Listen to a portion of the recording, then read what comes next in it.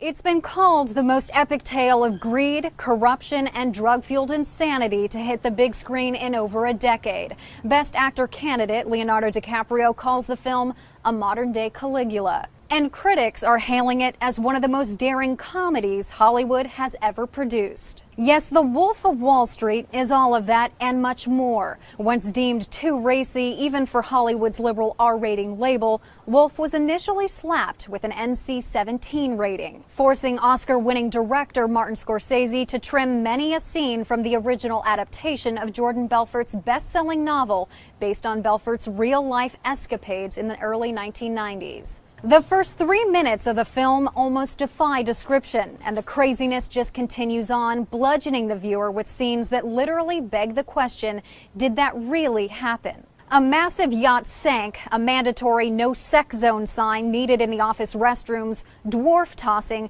Surely some of this is simply Hollywood exaggerating for entertainment's sake. Yet the hottest buzz in the media today isn't about the drug-fueled deals, the categories of prostitutes the now defunct Stratton Oakmont employed for its young, mostly male staff, or even flying and crashing a helicopter while on a massive dose of Quaaludes. Rather, the real question everyone wants to know is if Belfort really did create a system of selling so persuasive and so teachable that he was able to take industry outsiders, high school dropouts, and people with below-average business skills and near overnight turn them into million-dollar sales machines. Is this so-called straight-line persuasion system myth, or did Belfort crack the code on persuasion? I sat down with Jordan Belfort in his Manhattan Beach home to get the inside scoop. So the real Wolf of Wall Street, I presume?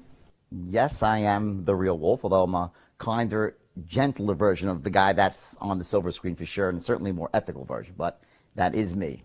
So Jordan, I know you've been asked this question 100 times since the debut of The Wolf of Wall Street, starring Leonardo DiCaprio as yourself, but I just have to ask it again. Was it Hollywood taking wild liberties with the truth? Let's start with this straight-line persuasion tactic that DiCaprio's character uses to turn these no-name, no-talent guys on Wall Street into the hottest brokers. Was that really how it went down? Well, yes, it's true. The straight-line system was something I created that allowed me to take these talentless dimwits, you could call them, and turn them into a world-class salespeople. But in the movie, the only liberty is that they collapse time. They make it seem like, one day I pick up a script and I'm like, with this script, I'm going to turn you guys into the best salesman on earth. And it didn't quite go down there. What happened was I stumbled upon this untapped niche in the stock market, which was selling $5 stocks to the richest 1% of Americans, very sophisticated business owners. And I had tried it myself and was doing it with with little ease. It was very easy for me to do. My junior partner, great sales guy, I trained him. He was able to do it as well. But the 12 talentless, no-name guys, when I tried to teach them to do it, they just simply could not do it. They could not close rich people. And that created a dilemma for me because I knew I'd had this huge market niche, but if I couldn't get the guys to close the sale, what was it really worth? So for about a month or so, I tried every possible sales training tactic known to man. And I was about 25 years old at the time, and I was already considered to be one of the top sales trainers on Wall Street. I gave great meetings. I'd read every book. I was a student of the game, and I tried everything possible, from teaching them answers to all the objections to, how to raise your voice, lower your voice, all this different stuff, but they couldn't close rich people. And then one day, after about a month of failing at it, I stood in front of these guys, and you look at the blank faces, and they're all frustrated, and they're getting negative because they can't make any money with the system. And I had this thought in my mind, and it was these magic words, which were, every sale is the same. And I looked at these, I said, don't you guys get it? Every sale is the same. Watch, it's a straight line. And I drew the straight line on the board. And what it really was it was a visual representation of a sale from start to finish. See, what was happening is when most people who, aren't like born closers, right? When they think of selling something, it's almost like there's so many variables, and it's sort of like they meander this way and that way, and there's no real sort of a start, a finish, and sort of a system to do it. And once I took it and applied almost a linear concept, and linear concepts are the easiest to digest and to learn and to master, right? Once I did that, it was just like, it was like magical. The doors blew off the company, and next thing I knew, the 12 talentless guys became world-class closers. They started telling their friends, and people started trickling in from the local neighborhoods, and they started pouring in from all over the country. And just like that, as the movie depicts, the firm went from 12 people to 1,000 stockbrokers, and they were all making millions of dollars. So it was just a sort of timing issue, and that it was not just the script, but it became this fully contained system where, it started, it was a book that kept growing and growing and growing, and ultimately became this sort of very, very detailed way that you could take basically any human being, regardless of their age, their race, their creed, their color, their socioeconomic background, their educational status. It didn't matter who they were. You could take any person, put them through the straight line system, they'd become a world-class closer in a matter of a couple of weeks. So that was a very powerful thing. Now, the mistake I made was I didn't combine that with ethics. I was very young at the time, and I lost my ethical way. And, it happens not all at once, but just a little bit at a time. And I took that one step over the ethical line. Then I was doing things right again. But then once you do that, your ethical line moves a bit. Next time you take that step, it's a bit further still. And before you know it, through these tiny, almost imperceptible steps, you're doing things you never thought you'd do. You're associating people you never thought you'd associate with, and it seems perfectly okay. So that's how this firm just spiraled wildly out of control. So you're saying there really is a straight line system? Oh, no, the system, I actually teach it all over the world now to some of the largest Fortune 100 corporations. I teach it to entrepreneurs, business owners, salespeople, even moms and pops who are just looking to live more empowered lives. Because at the heart of people say, what is success? And success is a different definition to everybody, right? But let's just talk about in terms of making money for a second. Because I always say, I give seminars around the world, and I say, listen, I've been married a few times. This is not relationship mastery, right? I'm teaching here. This is money mastery. It's how do you make money? How do you close deals? Because at the heart of successful business is really the ability to close the deal. Without that, it's very difficult to make money in this world. It just really is. You could have the best product, but if you can't sell it and market it, how do you really make money? So I teach this straight line system. It's actually a self-contained system that I teach people. And, whether it's, an online business or an offline business, it could be clothing, real estate, car sales, insurance, hotels.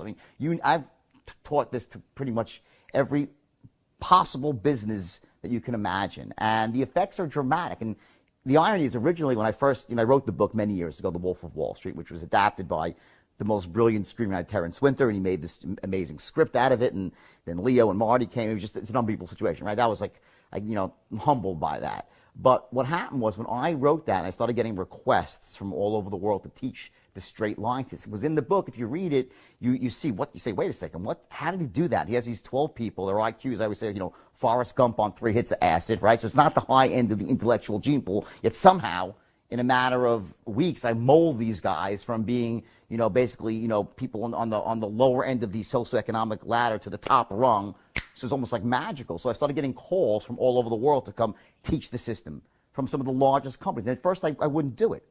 I actually said no. I was giving motivational speeches about, about how do you come back from failure, and about, feeling good and trying to sort of live in power lives, but not about selling, because I was nervous that almost like it was such a powerful system that if in the wrong hands, you could hurt people with it. You can manipulate people. You can get people to buy things they shouldn't buy, do things they shouldn't do, and that's not cool. And I was just saying, there's no way I'll teach. And then I was with Leo one day, and he's like, I think you kind of like lost your mind a bit with this whole thing. It's not the system that was, evil. It's what you were doing with it. It's like a gun. A gun could either be evil in the hand of a terrorist, just rifling people away, right, or in the hands of a mom whose house is being invaded by 5 rapists, well, then the gun's a good thing, right? So it's like, a system itself has not the benign and malevolent. It's really the intention of the person using it. And in fact, when I started teaching it, I made people sign disclosure they would never use it for unethical purposes. And to me, once I shifted my message and said, listen, I'm going to teach this straight line system,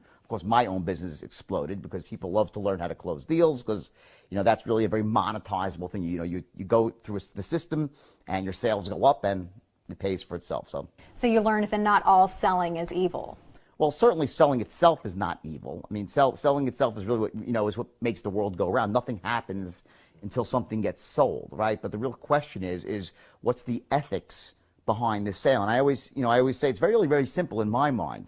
If at any point in time a salesman is putting their own selfish interests before the interest of the person they're trying to influence or persuade, that's when you cross over the ethical line.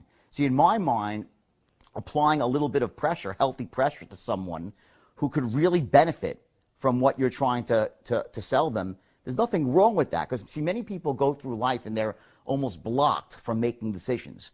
They have been taught since they're this big, you know, by their parents and by, you know, don't trust a salesperson, don't do this, you know, always from a fear-based point of view, and they live life with lack. They don't live a life of abundance. So they go through, they might need something, like, let's say it's an insurance, let's make up something, like an insurance product, life insurance. They have a family, right? And it's a 35-year-old man. He's got 2 kids, and he should have life insurance, right? But he's so blocked about buying or trusting, he won't make a decision. He's just, you know, he's one of these slow, methodical people, and then all of a sudden, God forbid, he passes away, his family's exposed. So ask yourself this question. If an insurance salesperson who has an unbelievable product that fits all this person's needs, that can protect his family, make sure they're going to be taken care of no matter what, have built equity in the program, get interest, tax, all this stuff, is it ethical for this person to make a very strong case and to persuade this man, say, listen, buddy, I think you're in a bit of denial here? That, to me, is ethical persuasion. The other side of that is when I went off the rails back in 1989, and I'd say, I'm going to sell anybody a $5 stock, whether they need it or not, whether it's good or... That's the other side of that coin. So, again, I think selling is a beautiful, wonderful thing. I think everyone should become a master. And when I say a master closer, I don't talk about a hard-charging, you know, that's not what it's about, pressure sales. It's about learning how to make your ideas, your concepts, your dreams known to other people in a way that empowers them and wants them to take action and get you what you want to. It's a cooperative thing. It's not about you getting what you want and them getting the short end of the stick. It's about 2 people coming together. One person has something the other person needs, and the person who has it being able to fill that need elegantly and help the person, empower them, and make money too. To me, that's what really business is all about. So you mentioned this straight line persuasion system as being every sale is the same. Can you expand on that a little bit? Yeah, sure. That's really what's at the heart of the straight line, in the sense that, you know, you can look at a sale and approach it in a way where, you know, there's a start and there's a finish, and there are certain things that have to happen along the way. In other words, it's not like some random, bizarre, psychic thing when someone goes from saying, let me think about it, to saying, yeah, let's do it. And that's really what sales, you know, what persuasion's all about. It's not about getting people who say no to say yes. You know, you don't want to get those people. Well, if they want to say no, then they don't want it. That's fine. You should really try to get them out of the equation before you even try to sell to them, those who really aren't interested and can't benefit from your product. But it's the ones who are on the fence, the ones who would say, let me think about it, let me call you back, let me speak to my lawyer, my accountant, the tooth fairy, whatever it might be, right? So in the sense of there's that group of people. And the reason why they come up with these, you know, where they really stalls versus objections is because there are certain key elements that they're really not convinced on. And those elements, they're in every single sale that you could imagine, whether you're selling something that's tangible like a car or a piece of clothing or a computer, or the intangible, whether it's like investing in an idea, okay, where it's not like a product, so to speak, but it's just something that you can't put your hands on. It's the same thing, and those things must line up before someone says yes. So what happened is, and the reason, it was almost like I cracked the code for influence, because remember this movie, The Italian Job? It's a great movie, right? And in the movie, it's about, you know, safe crackers. And a master safe cracker, I think it's played by Donald Sutherland. And when he cracks a safe, what he does is he actually puts his ear to the safe and he spins the dial and listens for that click. And once he has that click, that's one number to the combination. But does the safe open? No, because there's more than one number, one part of a combination. There's like 3 or maybe 5 numbers. Same thing goes in situations of influence. There's 5 things, there's 5 numbers that have to be hit on before someone's going to say, yeah, let's do it. So that's why every sale is the same, because you have to line up those 5 numbers. What I did with the straight line system is I came up with this sort of a syntax, essentially a formula, a strategy for lining up those 5 core elements the same way every time. What I was doing before I invented the straight line, I was doing it automatically. When you find a great salesperson, which is a natural born closer, like that 1.1% of people. Most people just aren't like that, right? They struggle to sell. They're not comfortable selling. Well, they can sell okay, but they're not at the top of the heap, right? Well, if you go to any great closer, they're running a straight line pattern. They're doing that. They're taking those 5 elements and they're sort of cracking that code. So what I did is by taking that, slowing it down, turning it into a system, I was able to essentially to almost implant that into any other person, whether they had natural sales ability or not. And for like an entrepreneur, forget a salesperson, how about just an entrepreneur who's looking to start a business? Well, if you can't sell, if you can't influence, if you can't persuade, good luck trying to get your business off the ground. I'm not talking about just your customers. I'm talking about the bankers, the people with venture capitalists, your vendors, your credit card processor, the people who work for you. How do you get people to work for you excited? How do you get them excited? How do you get them to want to buy into your vision? At the highest level, what sales really is, it's the transference of emotion.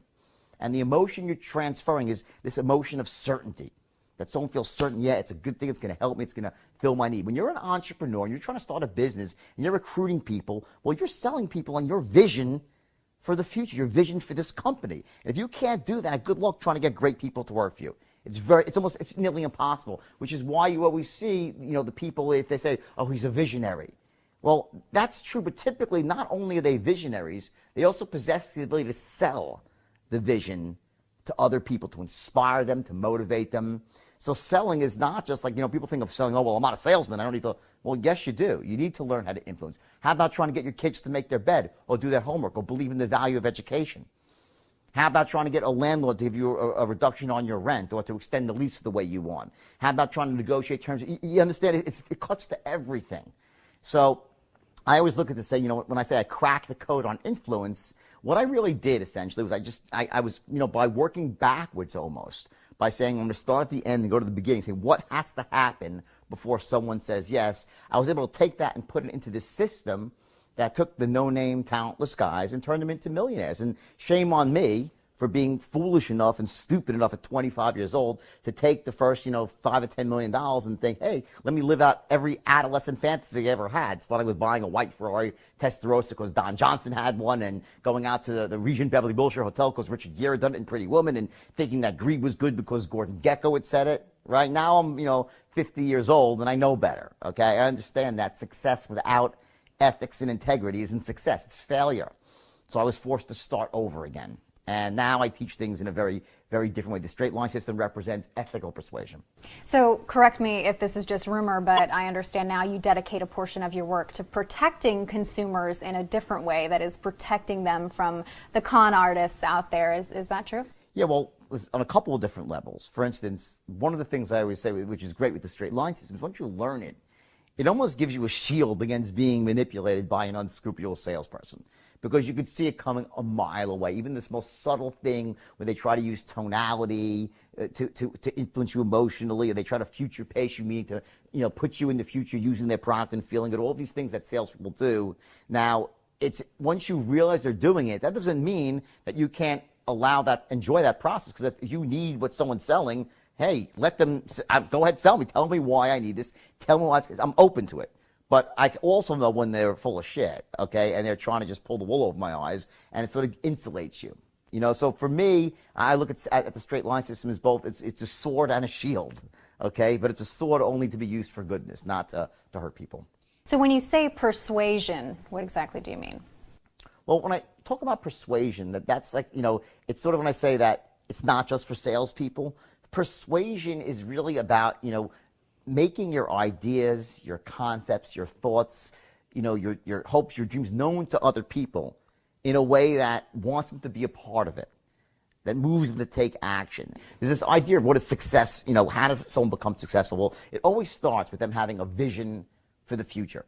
They have this vision of the way they want the world to be. That's not how it is now. Whether it's starts with having a business or a raise or something about a job. They're in their job, then about having a nicer home, more money to spend. And money just meaning to have freedom to do the things they really want to do, to protect their family, to give to a church, a temple, to be generous, whatever it might be, right? But it always starts with you're here, you're somewhere, right, at the present, and then you have this idea of like I see the world better for myself and the people around me. That's my vision for the future.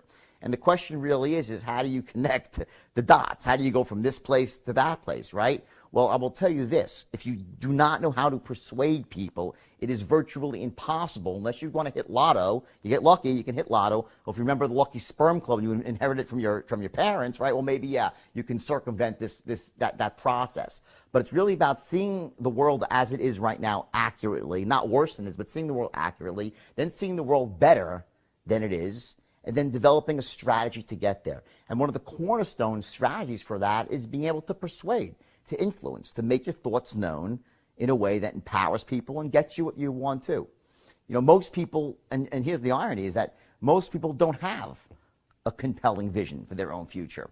They don't. They move through life setting goals. And goals have no power. We're at this point, you know, goals had power in 1959 when Earl Nightingale came with this idea of goal setting, and everyone's like, wow, I'm a goal-oriented person. And that was great. And it worked for like 20 years. Everyone set goals and they got results. But then all of a sudden, you know, you set goals and sometimes you hit them, sometimes you don't. Most times you don't. Okay, and that's okay. But goals almost became like a synonym for like, oh, I'm going to set a goal and who gives a shit what really happens afterwards. And it almost is synonymous with failure now, goal setting. There's something above, and I believe in setting goals, but there's got to be something above your goals. And that's your vision for the future. And it's not just about, it doesn't have like an ending point. It's about the world being a certain way. And that's inspiring to you. When you truly have a vision for your future that inspires you, you're going to jump up out of bed in the morning and feel great about going at life versus being miserable and going to a job you hate or living a life that doesn't empower you and just, you know, every day moving through just almost like an automaton, not really, you know, having the zest and the greatness of life. And I'm guilty. I've been there myself when I felt like I didn't really have a compelling vision for my own future and I felt like I was wallowing. But at least I'm conscious of that. Once you become conscious of that, you can consciously create a vision for your future. It doesn't happen in 1 minute or an hour. You write it down, you work on it until, and when you finally hit on it, you know you got it? When you read it back to yourself, your vision statement, and it moves you and you feel inspired. Okay? And, you know, so few people have that. And what happens is every human being is thirsty for a vision. Everyone is. And so few people have one. So what do? They gravitate towards someone who has a vision for the future because they want to be a part of a vision. Part of being a great entrepreneur is having that vision, being able to create the vision, and then sell that vision to other people, to get them to want to be inspired, to buy into it, to put in their time, their hard work, their elbow grease, to help you achieve your vision. If you're a smart entrepreneur, then you spread the wealth around, and it's a win-win for everybody. But it always comes back to persuasion, because if you have the vision, but, you know, you can't sell it, what happens? You know, you so-called you die with your music still on your lips. So Jordan, let's go back and talk about the other side of the movie, the drugs, the yacht, the prostitutes. Oh my God. Well, unfortunately, most of that is true. I mean, the only thing that isn't true is sometimes the sequences, you know, the times are shifted and stuff like that. But I did do that stuff. I mean, I slept with all those prostitutes, and there's a couple of really embarrassing scenes there. And, you know, people would always say to me, how could you write that stuff? How could you, you know, admit to that? And I said, well, you know, if I'm going to really write a memoir that's going to be, you know, real, it's going to be authentic, and it's going to resonate with people, I have to write the whole story. I have to, and, you know, the insanity, and it's meant to be insane. You know, some of the comments, negative comments I got from reviewers sometimes, like, oh, he's reveling in his insanity, like he seems so proud, and nothing could be further from the truth. I am totally not proud of those things I did. I'm embarrassed by some of them, but the idea was to take the reader on a journey into the mind of someone who had lost control. I come from an amazingly great family. My mom is, you know, the oldest woman in New York State to pass the bar. She went back to law school at 64. She became a lawyer at 69. She was voted pro bono lawyer of the year at 76 for doing charity work for people that were homeless. So, you know, that's my mom. My dad, same way, totally ethical guy. You know, my brother, top lawyer in the country. I was not sent out into the world like, okay, you know, you're come from some mob family, or you're supposed to be a grifter. I was sent out in the world to do great things. And I went down to Wall Street, and I really had the best of intentions. And, you know, and I'm not going to blame Wall Street for what happened to me, because there's a lot of people who go to Wall Street and don't get corrupted. But I did. I allowed myself to get sucked into that sort of Gordon Gekko-esque greed is good philosophy. And what happened was, and there was some, you know, some things with timing where the market crashed, when I first became a stockbroker, and then there was a shakeup in the market. And then I had that ability to sell. And that was really what set me apart from pretty much all other brokers. I could just outsell them all. And then when I hit on the ability to actually train others to do the same, and there's a big difference there. Like I always say, sometimes the best athletes aren't the best coaches. They suck at coaching, right? Well, for me, I would say, I'm a really good salesman. I won't deny that I am. Okay, so I could say that not to be conceited because people know that about me. But I will tell you this: I'm a 10 times better sales trainer than I am at even selling myself, and I enjoy training salesmen. I love taking someone. It turns me on. I am empowered by it, by taking people who are having trouble in their own lives. They're not successful, and showing them how to become successful by essentially giving them this gift of persuasion. It's a gift that you give to yourself, and it's the gift that keeps on giving. And once you have it, it never goes away. The kids that I trained, all these no-name, talentless kids, you know what? They all became, not all is a tough word, but 95+% of them went on to become very, very successful in all sorts of business. Some of them, one owns an airline, one of them is a medical. They're all, they're very successful. So once you learn the sort of the art, the power of persuasion, it stays with you forever.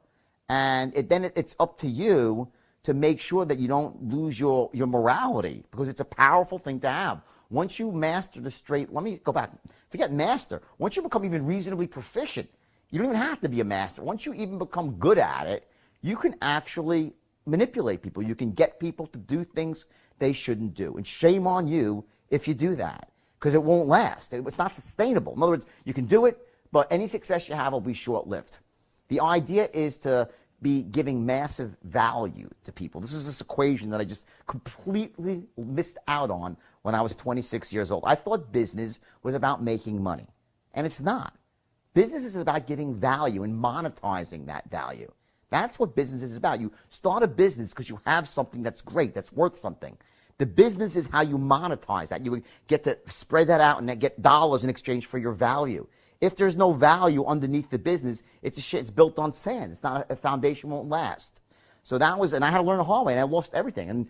And when I went to jail and I wrote these books, I never thought that this would happen. And I gave away all the money from this, probably going to make, God knows, $20, $30, $40 million on these books in the next couple of years.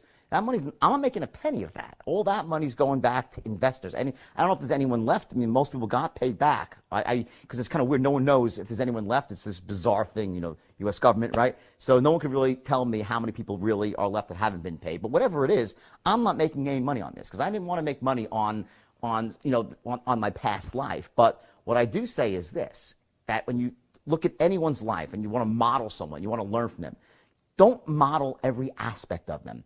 I get probably 50 emails a day on the low side. 48 of them are amazingly great. I went through your course, or I bought the straight line system online from you, and it's changed my life. I've done this. Then I get this one idiotic moron. Oh, Wolf, let's do some lewds together, or let's go bang hookers, or let's go rip you. That's idiotic, okay? If you go to the movie and watch this movie, you need to understand that, there's some of the stuff in there that's amazing. As you watch a guy who had no money, hit on an idea of trading people and build this amazing thing. But this thing about, all the hookers I slept with and all the cocaine I snorted, frankly, I'm lucky I'm still alive. It's by the grace of God I'm still alive, okay? If I wouldn't have gotten caught, okay, by this Agent Coleman, who's a real, he plays, it's Agent Denham in the movie, but it's Agent Coleman, who's a friend of mine now. We speak all the time, and by the prosecutors, I've given speeches at the Manhattan District Attorney's Office. So it's in other words, for me, it's important, it's very important to me that when people read my books or buy my system or go to the movie, that they take away the right message. That there are certain things that I did in my life that represent almost like the best of humanity. Building yourself up from nothing, coming back from failure, right? And going for your dreams and not settling for less. And this is something that the worst of all is not looking to give value, letting other people get hurt along the way, becoming greedy, giving into your carnal. But listen, I love sex. Sex is great. Okay, I probably shouldn't have slept with all the prostitutes. I admit that, but I'm not sitting there saying I'm a goody two shoes. I get people are people. We all have the. I think one of Scorsese's gifts is that the reason people enjoy the movie so much is because he doesn't judge. He's like, listen, this is good people do bad things. Bad people do good. It's like you never really can. People are people, right? So I don't want to become this sort of a beacon of drugs are terrible. I mean, listen, some people can smoke pot and they live normal lives. I can't. Okay, doing drugs, and listen, cocaine's always evil. Okay, so but the point is that the movie, rather than being a tale of morality, okay, just remember this: the drugs, that aspect is not something you want to model in your own life. What you want to model is the ability to have an idea and a vision and go for it, not live in fear. And didn't Leonardo DiCaprio kind of give you a testimony off the record? He did. No, Leo actually. I think I said earlier about when I first was going out into the world to speak, I didn't want to teach sales. I says, it's too powerful, the straight line system. If I teach it, people can misuse it. And Leo's like, what are you crazy? Because the things, because we had been through this. Leo in the movie is just, he goes through the straight line system, and it's unbelievable. In fact, the movie ends with a seminar, and I have a cameo, which is great. I actually introduced myself. I introduced Leo as me, and he's giving a seminar to people, and teaching them how to sell using the straight line system, the logos in the back, and that's really, really cool. And Leo is just, I think and this is another interesting point, is that the movie, the script was written 6 years ago. I actually changed the ending of my own movie, because originally it ended with me in jail, the first script. Okay, and I was in jail, and that was the movie. Well, it got delayed for 6 years, and in those 6 years, I built up this really great business with teaching the straight lines. And Marty and Leo were so amazed, they changed the third act. So talk about having a vision for your own future and being able to really, no matter where you are in your life. I don't care if you're at the bottom of your life right now. You're in a spot where you think there's no way out. There's always a way out. And it wasn't easy. It wasn't like I just said, I'm going to go and become a speaker. I had all this negative baggage, negative press, all these things. Is he really rehabilitated? Is he reformed? Does he have some secret angle? All the stuff that I had to overcome. And it wasn't easy, and it wasn't always pleasant. But I had this vision. I knew where I wanted to go, and I worked really, really hard. And at the end of the day, Leo gave me this amazing testimonial where he says, my ambition and hard work. It's, how I transform people's lives and blah, blah, blah, blah, blah. And it was amazing. And then he wrote a letter as well, and it was great for my career. But the amazing part, I think, is to change the ending of your own life story. Now, my life's not over yet, hopefully. But, the movie ended in jail. Now it ends with my new business. That's the power of persuasion. I don't care where you are in your life. I don't care how low you've fallen from any mistakes you made. You're not the mistakes of your past. You're the resources and the capabilities that you glean from your mistakes. You get stronger with every screw up if you're willing to learn from them. Unless if you want to dwell on the past and live in your past and live in the mistakes, then you're going to be paralyzed with fear and doubt and everything else, and you're never going to live life to the fullest. But if you're willing to take a good, hard look at the past and say, listen, that was not good. I did, and I'm going to switch I see what my mistakes were. I know what I did right, know what I did wrong, and get honest with yourself and learn from those mistakes.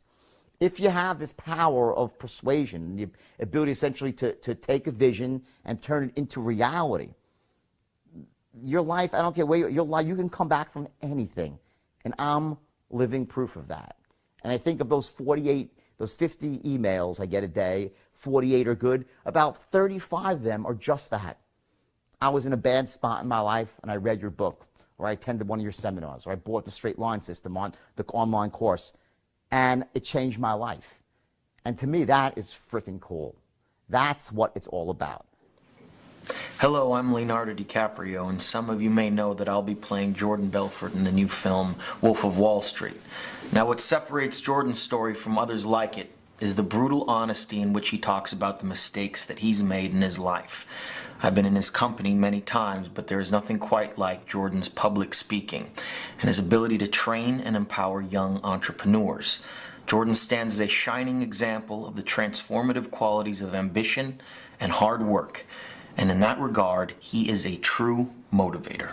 From Wall Street broker to ethical persuasion advocate, Jordan Belfort now spends his time teaching major corporations, young entrepreneurs, salespeople, and anyone fascinated by the skill of persuasion his straight line system. He also spends as much time as possible away from the spotlight, living a quiet life at home with his family. The wolf may have lost his appetite for drugs and corruption, but he still enjoys the taste of the sale, and he is certainly a lone wolf in that regard. Still hailed as the best sales trainer in the world, Belfort vows to continue his cautionary tale, helping businesses and individuals ethically sell their products and services. I'm Lauren Dorsett.